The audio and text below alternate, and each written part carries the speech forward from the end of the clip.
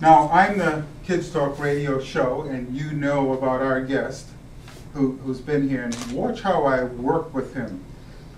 Every time he shows up, he has something incredible, because for 30 years, he worked in the multicultural business, and he got to get at things from all kinds of different angles. He's considered an expert in his field with lots of years of experience. So he's like a walking gold mine, and he's right here, and we can tap into him and watch how I do it. Okay, I see cameras are rolling, so I'm on the air. Okay. Greetings, everyone. My name is Bob Barboza, and welcome to Kids Talk Radio. Every week we like to have a special guest, and every week we like to do something really mind-blowing.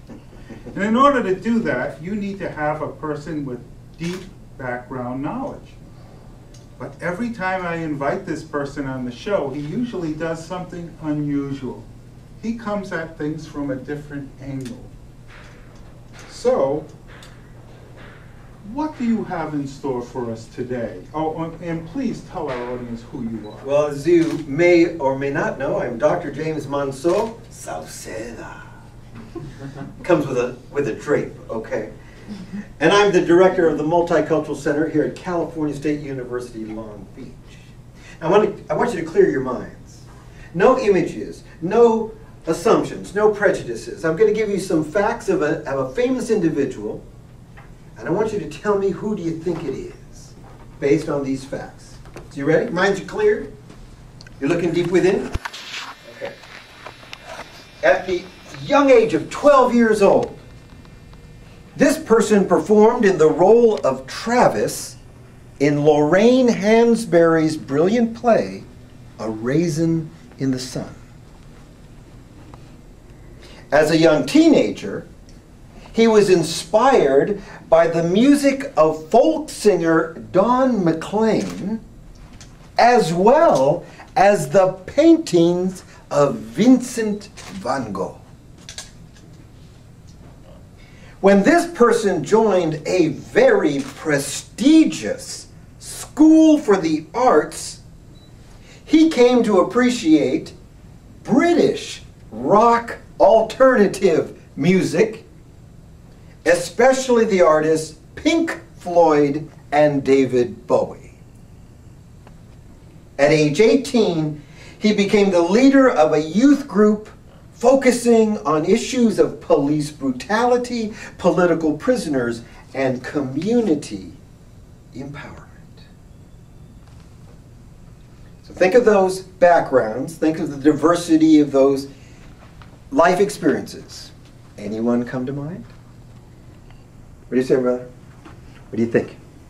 I don't know. Take a try. No wrong answers, just give it a whirl. You? Me? Ooh, I like it, I like it. I love David Bowie. You know, Pink Floyd, yeah. What do you say? What do you say, Earl?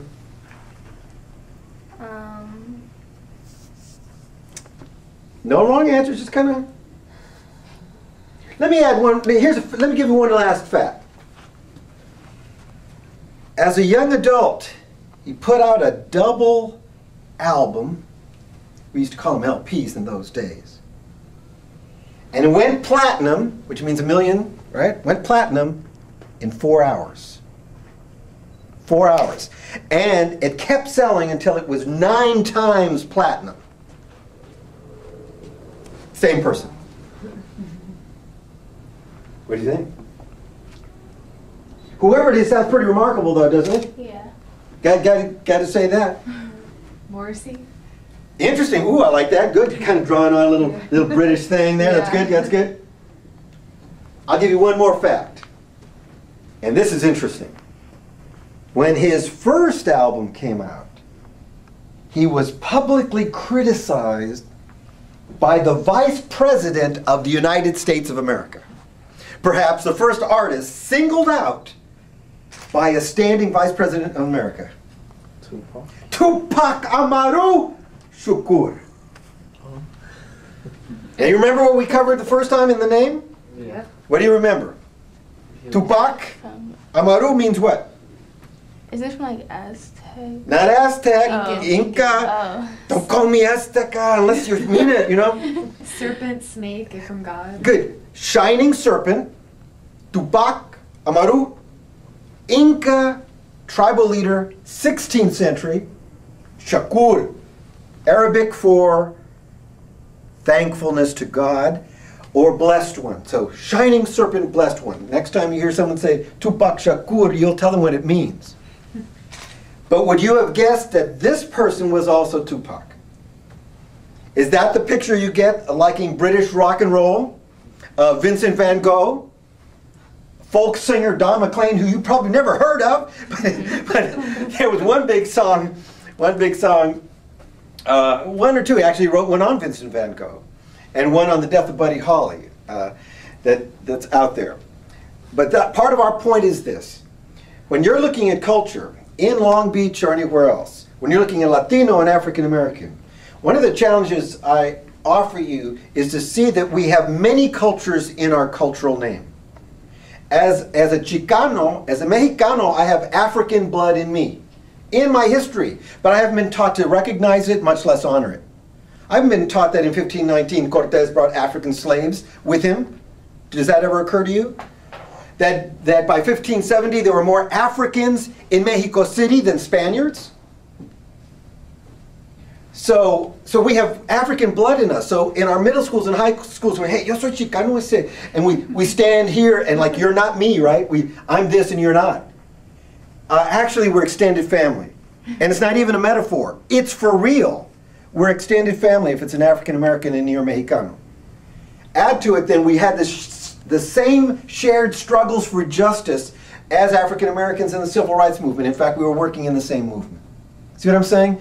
So one of the things I want you to play with is looking at Long Beach, not in the little boxes of color and race that we always do, but to challenge us to see ourselves more deeply, to honor the many sides of our complexion, to honor that people, you see Tupac and you see the thug picture, that's the picture, and realize, you know what, brother went to a prestigious arts academy. That's not the picture you had of him.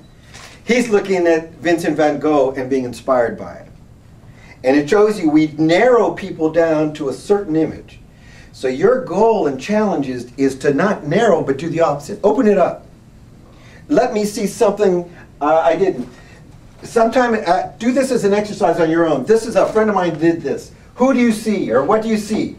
And from where you're sitting, you would first, and you could do this later another time, but you would make an assumption just on the faces. They go over here too, right?